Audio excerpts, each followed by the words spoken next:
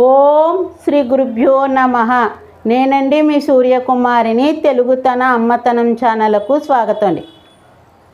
అయితే ఈ వీడియోలోనండి చక్కటి కూర, ఇది చాలా ప్రయోజనాలు కలిగినటువంటిదండి. అంటే ఎటువంటి కూర అంటే అండి తెలగపిండి కూర. తెలగపిండి అనేటువంటిది ఏమిటో మీకు కొంతమందికి తెలియచ్చు, తెలియకపోవచ్చు.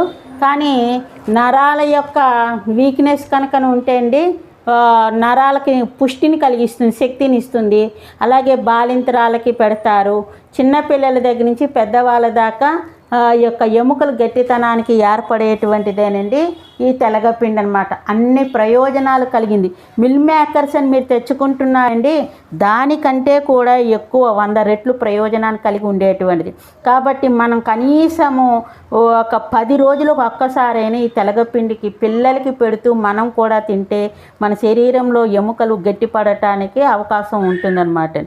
అటువంటి దానిని కూరని మీకు తయారు చేసి 10 నిమిషాల్లో అయిపోతుందండి. బాక్సుల్లో కాకపోయినా సెలవు రోజుల్లో అయినా వండుకు తింటే చాలా మంచిది.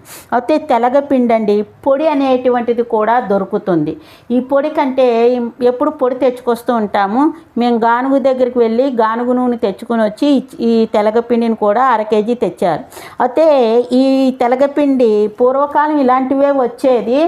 చిన్న తెలగపిండి బెల్లం ముక్క కనుకను రాత్రి వేళ పడుకునే ముందర తింటేండి ఫ్రీగా మోషన్ అవుతుందండి.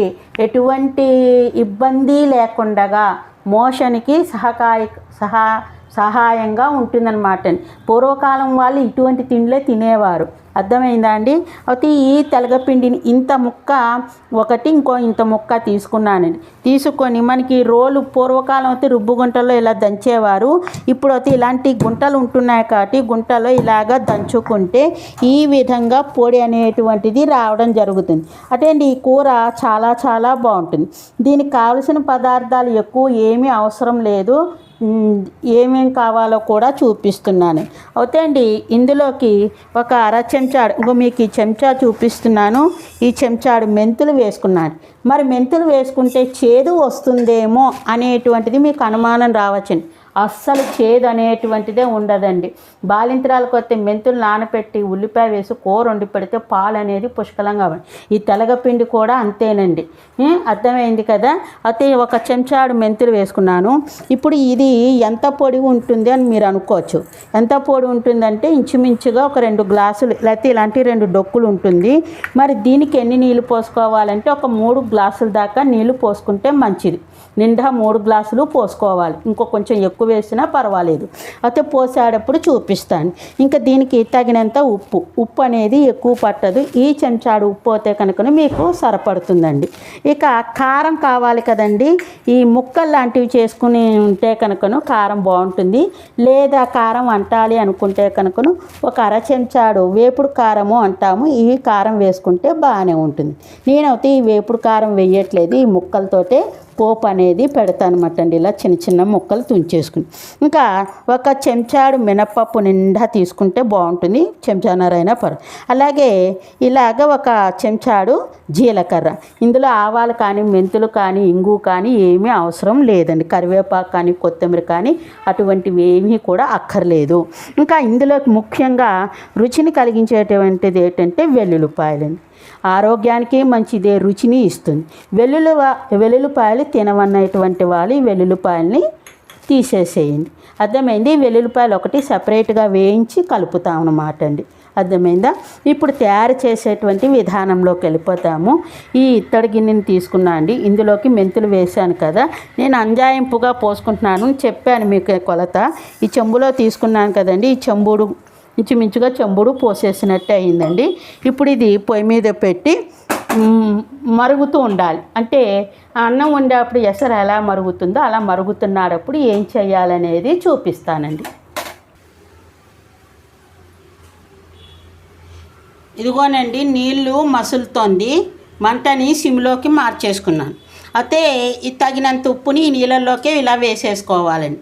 వేసేసుకున్న తర్వాత ఈ పిండిని ఇలాగ వేసుకుంటూ కలుపుకోవాలండి.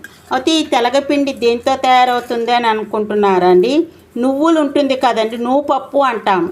ఆ నువ్వుపప్పుని గానుగుతోటి ఆడినప్పుడు ఈ తెలగపిండి అనేటువంటిది రావటం జరిగింది. అలాగే కొబ్బరి తెలగపిండి ఉంటుందండి, వేరుశనగ తెలగపిండి ఉంటుంది, దేనికైనా అండి ఆవ తెలగపిండి ఉంటుంది, చెక్క అంటారు దీన్ని. తెలగపిండి బదులు నువ్వుల చెక్కని, పల్లీల చెక్కని.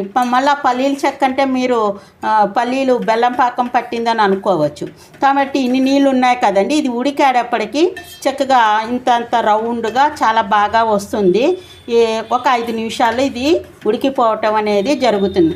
బ్యాచిలర్స్ కూడా చక్కగా చేసుకోవచ్చు, ఆరోగ్యానికి ఆరోగ్యం ఉంటుందండి.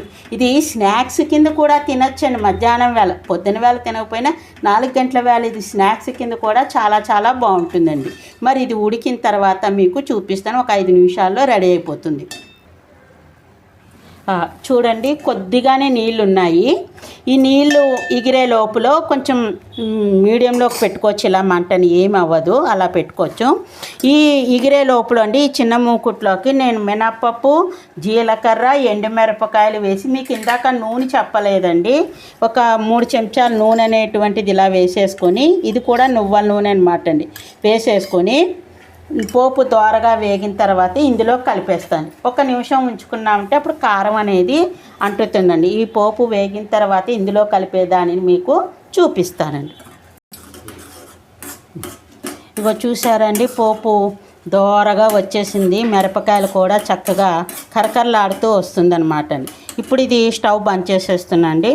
బంద్ చేసేసిన తర్వాత ఈ పోపుని ఈ కూరలోకి ఇలాగా వేసేస్తున్నాను. చూసారా, ఇలా వేసేసిన తర్వాత దీన్ని అడుగు మీద కలుపుకున్నాక నీరు చుక్కుంటే 1 నిమిషం ఉంచుకోవచ్చు. నీరు చుక్క లేకపోతే కనుకను మనం ఇంకా ఇలాంటి డిష్లోకి మార్చేసుకొని చక్కగా మామూలుగా వడ్డన చేసేసుకోవచ్చును. మరి మీకు ఇదిగో చూసారండి, కొంచెం హైలో పెట్టుకున్నాను.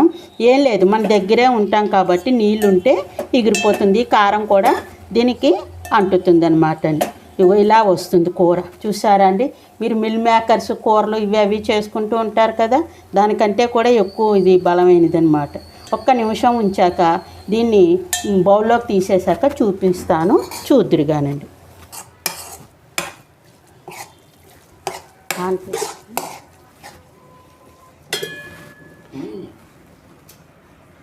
ఇదిగోనండి, రెడీ అయిపోయింది కదా. ఈ కూర ఇలా వస్తుందన్నమాట. అర్థమైందా అండి? ఇది మామూలుగా అన్నంలో నూనె చుక్క వేసుకుని అద్దుకుని తినేయడం. ఇప్పుడు మా ఇంట్లో చేసింది ఏంటంటే అండి, ఇదిగోండి, ఇది తోటకూర పులుసు, కొంచెం పెసరబద్దలు వేసి, తర్వాత ఇది గోంగూర పచ్చడి అనమాట అండి. వీటితోటి భోజనం అనమాట అండి. మరి మీరు కూడా ఈ తెలగపిండి కూర, అంటే ఈ తెలగపిండి కూర ఎందుకు చూపిస్తుంటే ఆషాఢ మాసంలో బోనాల టైంలో అమ్మవారికి ఉపారం తీస్తారండి. అప్పుడు కూడా తెలగపిండి కూర అది నివేదన చేయటం జరుగుతుందన్నమాట అండి. వట్టి బూర్లు తెలగపిండి కూర వేసి అమ్మవారికి నివేదన చేయటం జరుగుతుంది. కాబట్టి మీరు కూడా ఈ కూర ఎలా చేసుకోవాలో తెలిసింది కాబట్టి ఈ కూరను చేసుకొని ఎలా వచ్చింది ఏమిటి అనేటువంటిది కామెంట్స్లో తెలియజేయండి. మీ కామెంట్స్ నన్ను ఎంకరేజ్ చేసిన వాళ్ళు అవుతారండి. అలాగే అందరూ కూడా లైక్ చేయండి, షేర్ చేయండి, ఇది మాత్రం మర్చిపోకండి. ఇక ఉంటానండి, మీకు తెలిసిన వాళ్ళ చేత సబ్స్క్రైబ్ని కూడా చేయించండి. ఇక ఉంటాను. అందరికీ ధన్యవాదాలు. మీ సూర్యకుమారి. సర్వేజన సుఖినో భవంతు.